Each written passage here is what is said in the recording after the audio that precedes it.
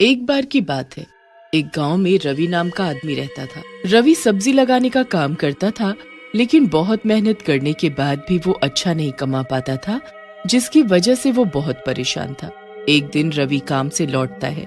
घर पर उसकी पत्नी गंगू उसका इंतजार कर रही थी। आज तो बहुत देर हो गई जी, कहाँ रह गए थे? क्या हुआ? तुम्हें क्या लगता है मैं फालतू में घूमता रहता हूँ? अरे काम पर गया था, लेट हो गया। जब देखो जासूसी करती रहती हो मेरी।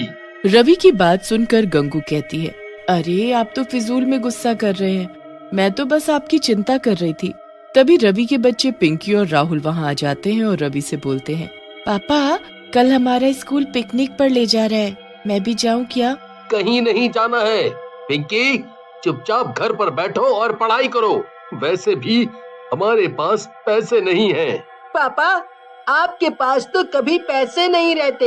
एक छोटी सी फरमाइश की है हमने, आप वो भी पूरा नहीं कर सकते? राहुल की बात सुनकर रवि को गुस्सा आ जाता है और वो रवि को जोर से थप्पड़ मार देता है। ये देख गंगू भी गुस्से में आ जाती है और रवि को धक्का देते हुए बोलती है, तुम्हें जरा सी भी अकल नहीं है क्या? अगर तुम अच्छा नहीं कमा पाते हो तो इसमें इन बच्चों की क्या गलती है? अगर दोबारा मेरे बच्चों पर हाथ उठाए ना तो मुझसे बुरा कोई नहीं होगा। गंगू की बात सुनते ही रवि आग बबूला हो जाता है। मुझसे जुबान लड़ाती है, अभी मजा चखाता हूँ। लेकिन रवि गुस्से में गंगू को कुछ ज्यादा ही मार देता है, जिसकी वजह से गंगू बेहोश हो जाती है और मर जाती है। ये देख राहुल बोलता है, बस करें पापा, मम्मी बेहोश हो गई है। हम आगे से आपसे कुछ नहीं मांगेंगे, आप मम्मी को छोड़ दो। राहुल और पिंकी की बात सुनकर रवि रुक जाता है और नीचे गिरी गंगू के पास जाता है और उसे देखता है, लेकिन गंगू मर चुकी होती है। ये देख रवि डर जाता है। ये गंगू तो मर गई, मैं क्या करूं? पुलिस मुझे नहीं छोड़ेगी, मैं क्या करूं?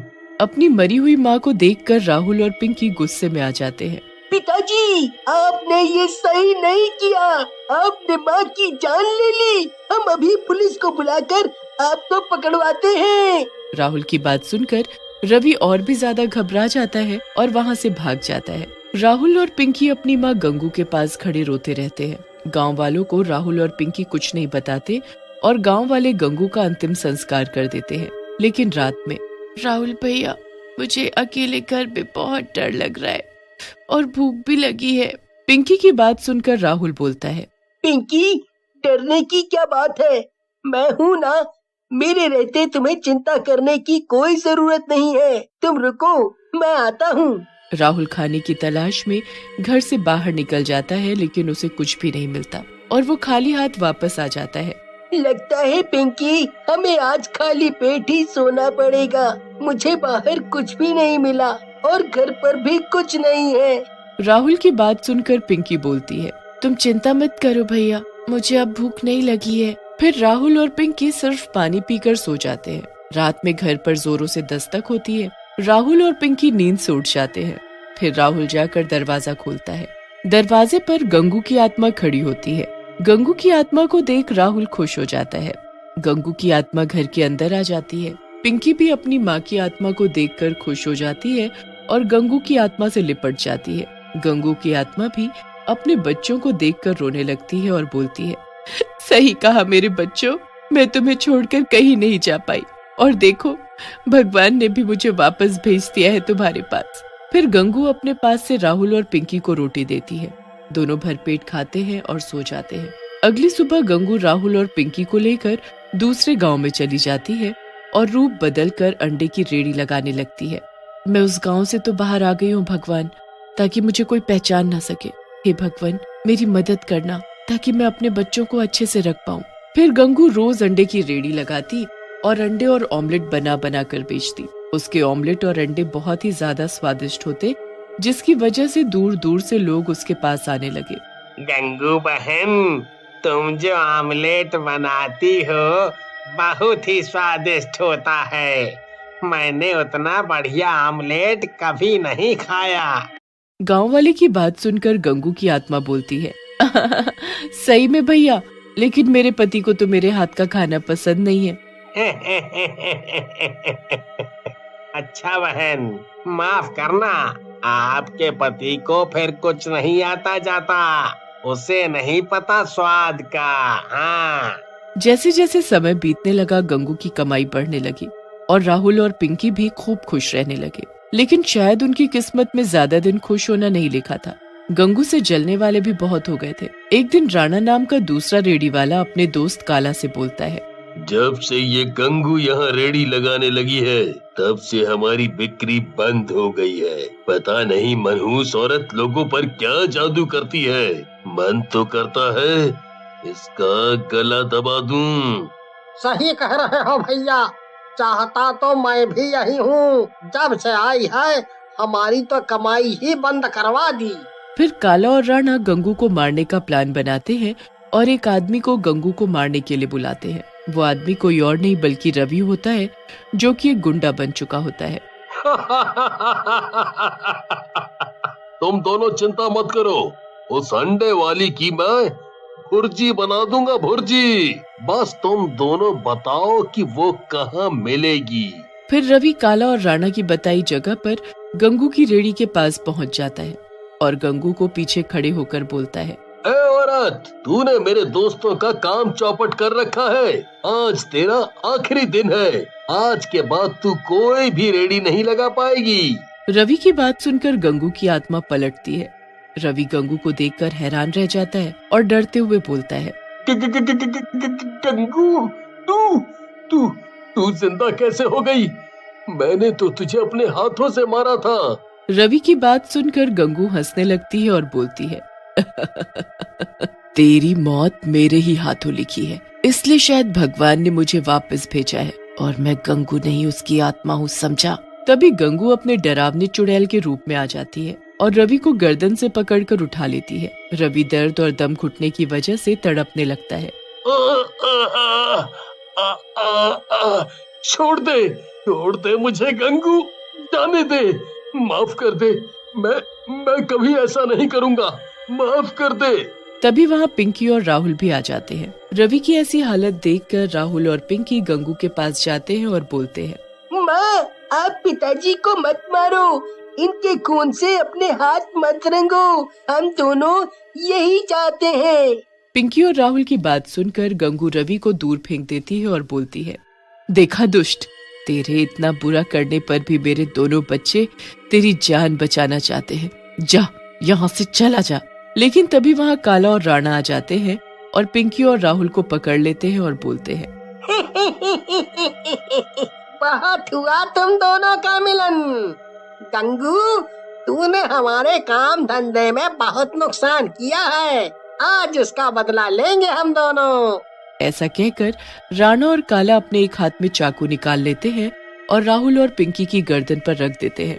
लेकिन तभी वहाँ खड़ा रवि उन दोनों को जोर से धक्का देता है। राणा और काला गिर जाते हैं, जिसकी वजह से राहुल और पिंकी आजाद हो जाते हैं। ये तूने क्या किया रवि? अब इनसे पहले तेरा नंबर आएगा। ऐसा कहकर राणा और काला रवि को चाकू मार देते हैं। रवि घायल होकर गिर जाता है। गंगू को बहुत गुस्सा आता है और वो उन दोनों को उठाकर दूर फेंक देती है, जिसकी वजह से काला और राणा दोनों मर जाते हैं। गंगू रवि के पास जाती है और बोलती है, आज तुमने मेरे दोनों बच्चों की जान बचाई है, इसकी वजह से मैं तुम्हारे सारे पुराने पाप माफ करती हूँ।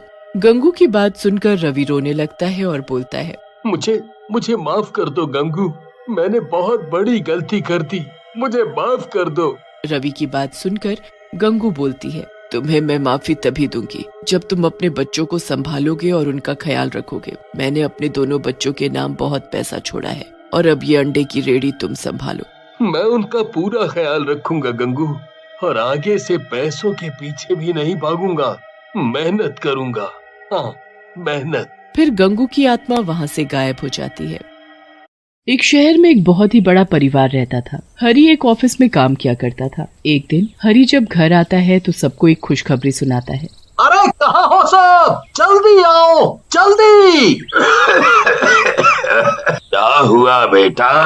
क्या हुआ हरी, क्यों शोर मचा रहे हो? अरे वाह बाबूजी, बात ही कुछ ऐसी है कि क्या बताऊं। पहले जरा विमला को आने दो, फिर बताता हूँ। हाँ जी, मैं भी आ गई। अब बताओ क्या हुआ?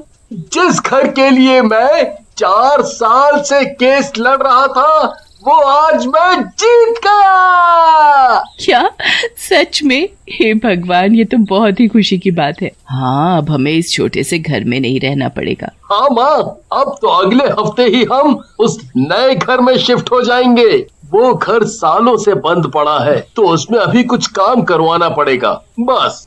कोई नहीं जी, इतने साल इंतजार किया है तो कुछ दिन और सही। हरी अपने उस घर की मरम्मत करवाने लगता है। वो घर काफी बड़ा होता है और उसमें बहुत सारे कमरे और एक सुंदर सा बगीचा भी होता है। हरी तो बस दिन गिन रहा होता है कि कब वो अपने परिवार के साथ उस घर में शिफ्ट होगा। उस घर को ठीक करने के लिए हरी ने कुछ लोगों को काम पर लगा रखा होता है। एक दिन जब उस घर में काम चल रहा होता है तो हरी को अपने पीछे एक परछाई महसूस होती है। वो जल्दी से पीछे मुड़कर देखता है तो वहाँ कोई भी नहीं होता।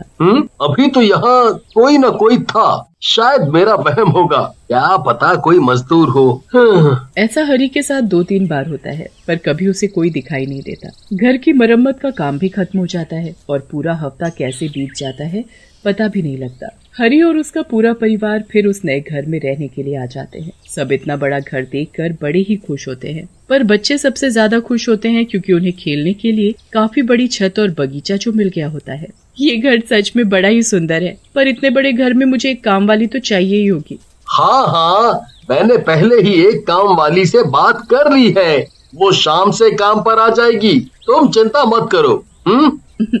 ठीक है। शाम को शांति नाम की एक काम वाली आती है जिसे बिमला काम पर रख लेती है। बिमला को शांति के आने से काफी आराम मिलता है। एक दिन जब बिमला बगीचे की साफ सफाई कर रही होती है तभी वहाँ एक आदमी आता है। वो आदमी दिखने में कुछ अजीब ही होता है। आप कौन और क्या काम है? जी मैम साहब, मैं शांति का पति हूँ। वो शांति ने बताया था कि आपको एक धोबी की भी जरूरत है तो इसीलिए मैं आ गया। हाँ, धोबी की तो बहुत ही जरूरत थी।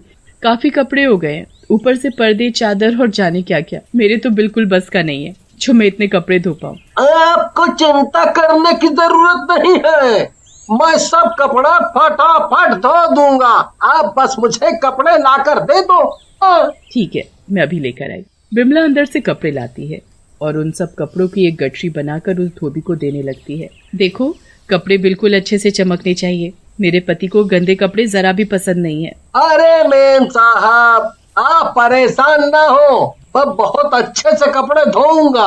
हाँ। बिमला अब जाकर चैन की सांस लेती है। उसे शांति और धोबी की वजह से बड़ा ही आराम मिलता है। शांति अपनी सफाई में लग जाती है और धोबी भी कपड़े लेकर वहाँ से चला जाता है। बिमला आराम से बगीचे में जाती है क्योंकि उसे तो घर का कोई काम करना ही नहीं पड़ता। कुछ देर बाद धोबी वापस आ जाता है। बिमला दोबारा उस धोबी को आते देख हैरान होती है। हे भगवान, ऐसा ना हो कि कपड़े धोने को मना कर दे।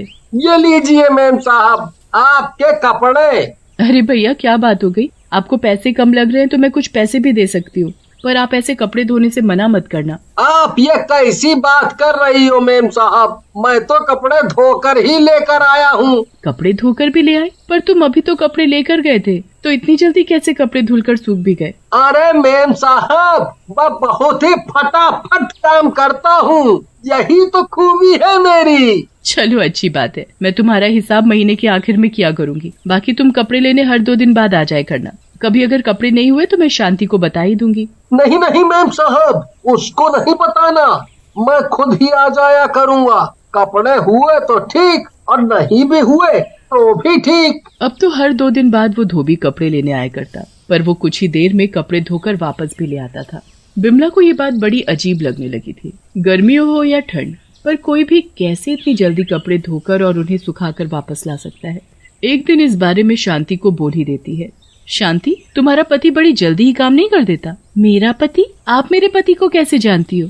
कैसी बातें कर रही हो शांति, तुम्हें तो पता ही है कि वो हमारे कपड़े धोता है। मेरे पति कपड़े धोता है? ये आप क्या बोल रही हो मालकिन? मेरा पति तो दूध बेचता है, वो कब से कपड़े धोने? अरे पर तुमने ही तो उसे यहाँ भेजा था। आप ये सब क्या बोल रही हो मेम साहब? मैं उसे क्यों यहाँ भेजूंगी? वो दूध बेचता है और सुबह से शाम तक शहर से बाहर रहता है। उसे तो आपके घर का रास्ता भी नहीं पता, तो वो यहाँ कैसे आ सकता है? वो तुम्हारा पति नहीं है तो आखिर ऐसे झूठ बोलकर कौन हमारे घर आ रहा है? मुझे इसका पता लगाना ही होगा। एक तो मुझे पहले से ही अजीब लग रहा था क्योंकि कोई भी 10 मिनट में ढेर कपड़े धोकर और उन्हें सुखाकर कैसे ला सकता है?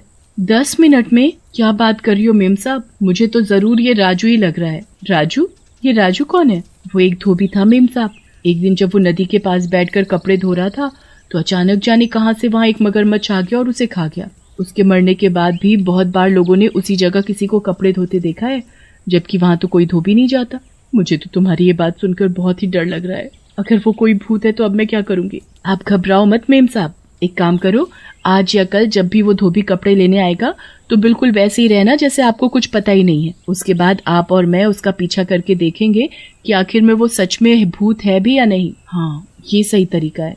पर तुम मेरे आसपास ही रहना क्योंकि मुझे बहुत ही डर लग रहा है। आप चिंता मत करो मेम साहब, मैं आपके आसपास ही रहूंगी। अगले दिन जब शांति और बिमला दोनों रसोई में काम कर रहे होते हैं तभी कोई बेल बजाता है। बिमला और शांति दोनों चौंक जाते हैं। लगता है वही धोबी आया है। इस वक्त वही आता है। आप डरो मत और जाकर दरवाजा खोलो। बिमला और डरते डरते बाहर जाकर दरवाजा खोलती है तो सच में वही धोबी बाहर खड़ा होता है। बिमला के तो होश ही उड़ जाते हैं। वो डरते डरते उससे पूछती है, तुम आ गए? हाँ मेम साहब, अब जल्दी से मुझे कपड़े ला कर दे दो। बिमला जल्दी से अंदर जाती है और ढेर सारे कपड़े लाकर धोबी को दे देती है। उसके बाद धोबी वहाँ से चला जाता है। धोबी के निकलते ही बिमला शांति के पास जाती है और फिर दोनों मिलकर उस धोबी का पीछा करती हैं। धोबी कुछ ही दूरी पर जाकर एक भूत में बदल जाता है। हे भगवान, ये तो सच में भूत ही है। मैंने आपसे कहा था ना मेम साहब कि मुझे वो राजू का भूत ही लग रहा है। देखो मेरी बात सच हो गई। हाँ शांति, ये तो सच में भूत निकला। मुझे तो कभी शक ही नहीं हुआ था। खैर अब हम क्या करें? ये भूत मेरे ही घर क्यों आता है और चाहता क्या है? वो तो हमें इसके पीछे पीछे जाना पड़ेगा, तभी शायद कुछ पता चले। शांति और बिमला दोनों भूत का पीछा करती हुई नदी तक पहुंच जाती है। वहाँ भूत सारे कपड़े लेकर एक किनारे बैठ जाता है और फिर उनको पटक पटक कर धोने लगता है। शांति और बिमला दोनों एक पेड़ के पीछे छिपकर ये सब देख रही होती हैं। बस एक दिन और बाकी है। कल अमावस की रात है। कल हरी के कपड़े धोने के बाद रात को मुझे उस आदमी का शरीर मिल जाएगा। फिर मुझे भूत की जिंदगी जीने की कोई जरूरत नहीं है। हे भगवान, ये भूत क्या बोले जा रहा है? ये तो मेरे पति के कपड़ों पर जादू कर रहा है ताकि उनके शरीर पर कब्जा कर सके। मुझे उनको बचाना होगा। आप जल्दी से मेरे साथ चलो। पर कहाँ शांति? मैं किसी को जानती हूँ जो हमें इस मुसीबत से निकाल सकता है। चलो अब जल्दी चलो, हमारे पास वक्त नहीं बचा है। शांति बिमला को एक तांत्रिक के पास लेकर जाती है। वो तांत्रिक को सारी बात बताती है। मैं सब समझ गया हूँ। तुझे डरने की जरा भी जरूरत नहीं है।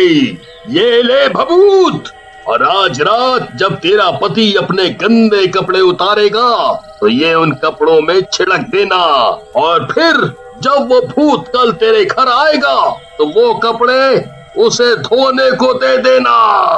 बिमला बिल्कुल वैसा ही करती है। वो घर जाकर अपने पति के गंदे कपड़ों में भभूत छिड़क देती है और बाकी कपड़ों के साथ एक पोटली में बांध देती है। अगले दिन फिर से वही भूत धोबी के भेष में कपड़े लेने आता है। बिमला उसे वो पोटली पकड़ा देती है। फिर वो धोबी का पीछा करने लगती है। धोबी वो पोटली लेकर वही नदी के किनारे जाता है और रात होने का इंतजार करने लगता है। जैसे ही अंधेरा होता है वो भूत उस पोटली को खोलकर उसमें से हरी के कपड़े निकालकर जादू करना शुरू कर देता है। अब मैं इन कपड़ों पर जादू करके इनको पहन लूंगा और फिर हरी के शरीर को अपने वश में कर लूंगा। उसके बाद मेरे पास अपना एक शरीर होगा। भूत जादू करने के बाद जैसे ही उन कपड़ों को पहनता है तो कुछ ही देर बाद उसका शरीर आग की तरह जलने लगता है। भूत बुरी तरह चिल्लाने लगता है। ये क्या हो रहा है? ये क्या हो रहा है? मैं जल क्यों रहा हूँ? ये मुझे क्या हो रहा है? कुछ ही देर में उसका शरीर राख बन जाता है। बिमला खुशी खुशी अपने घर जाती है और अगले दिन शांति को सारी बात बताती है।